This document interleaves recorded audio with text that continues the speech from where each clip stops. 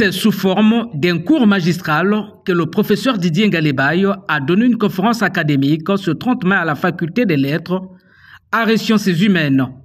Face à plusieurs étudiants et chercheurs, le maître de conférence de philosophie à l'université Mariangwabi a présenté l'épistémo-éthique comme l'une des solutions alternatives à la recherche de la vérité dans les universités des sciences en contexte d'oralité. Ce modèle a deux avantages.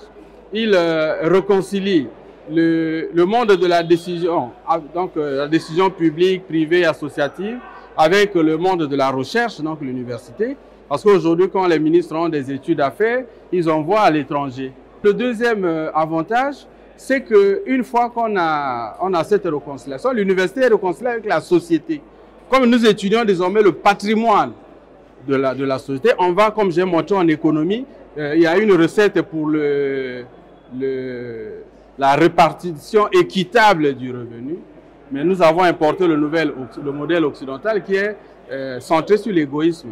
Ça donne ce que l'on voit. Didier Ngalebaye a aussi émis de nombreuses suggestions à l'endroit du Conseil africain et malgache pour l'enseignement supérieur, un instrument de recherche qu'il appelle à revoir quelques aspects techniques en tenant compte des exigences de l'heure. J'ai attaqué techniquement le CAMES pour le pousser à se réorganiser et qu'ainsi on ne puisse plus porter atteinte à sa dignité parce que les problèmes qu'on attaquait auront été corrigés.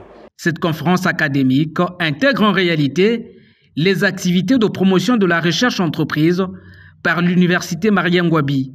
L'objectif étant de donner aux étudiants et chercheurs la possibilité d'exprimer librement leurs pensées susceptibles de contribuer au développement de la société du savoir. Si on peut valoriser ce modèle de recherche, je pense que ce sera un atout important.